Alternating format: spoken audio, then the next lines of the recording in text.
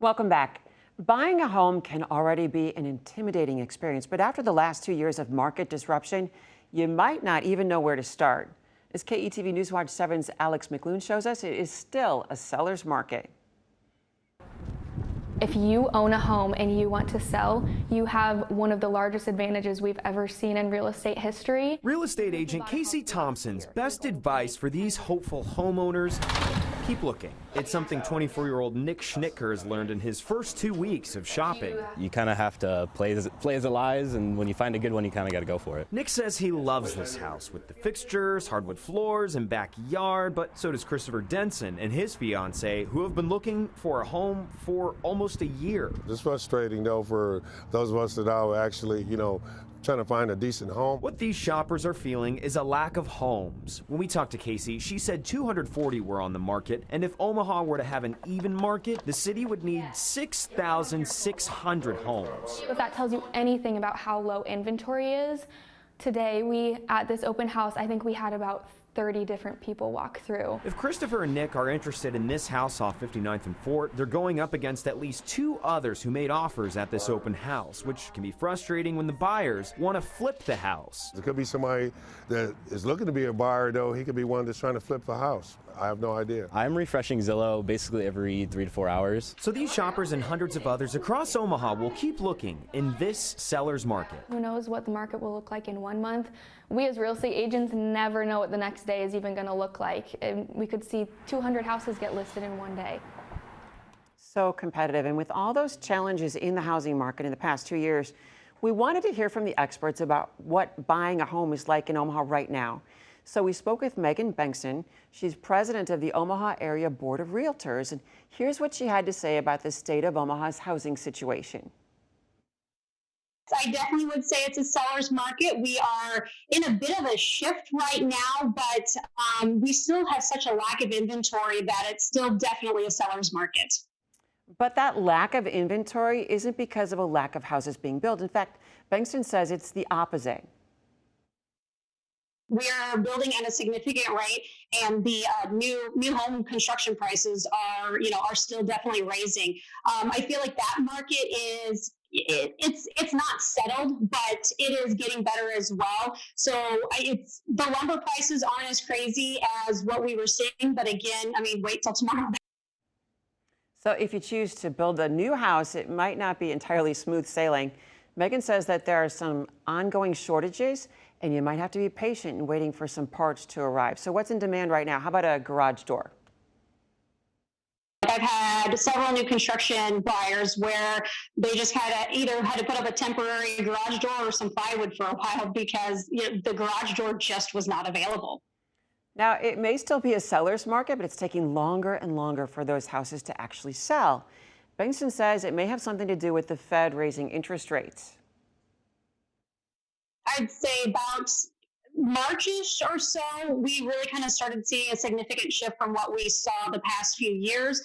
And the big thing would be the rise of interest rates. So that really has kind of changed a buyer's buying power.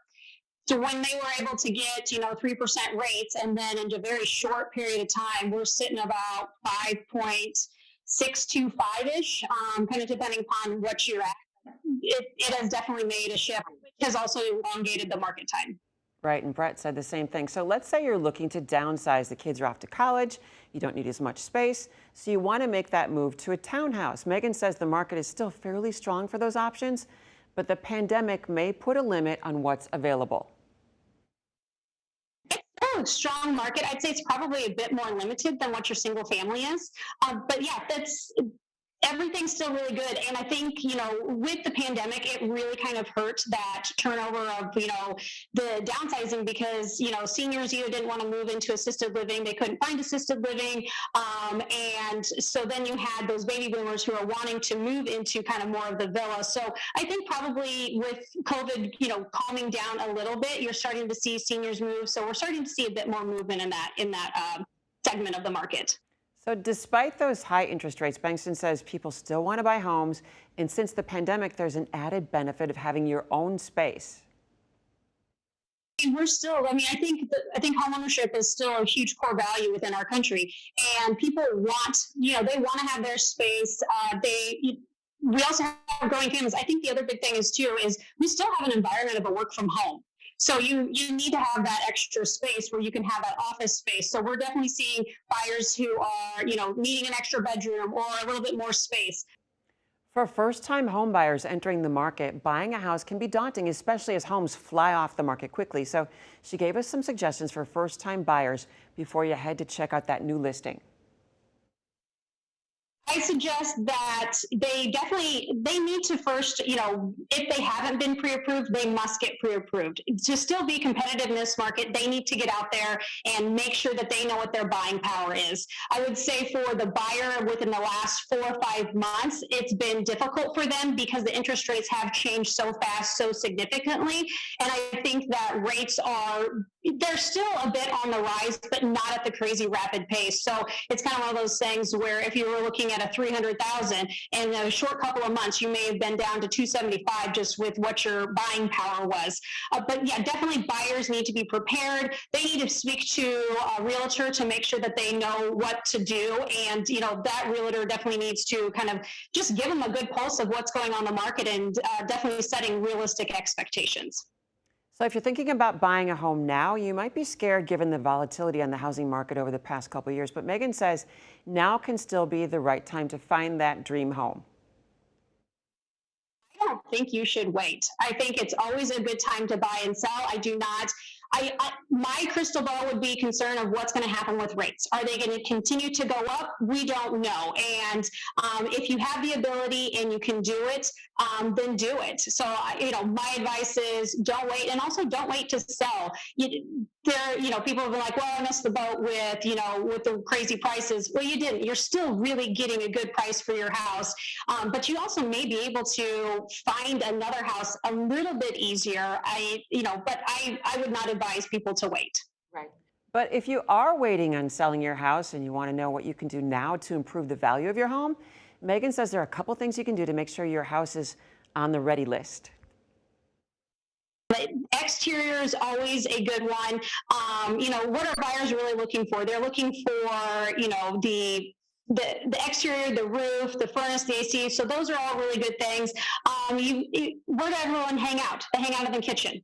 And so kitchens are always great improvements. If you have the ability if you have an unfinished basement, that's a great place to put some money because you're actually gaining extra square footage, stuff like that. So, but kitchens and bathrooms do sell houses.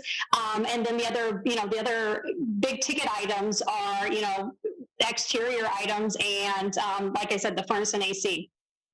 And our thanks to Megan Bengtson for taking time out of her day to talk with us. Remember, if you missed any part of this show or you want to watch it again, it's available on the Very Local app. All KETV Newswatch 7 reports are there on demand. It's free.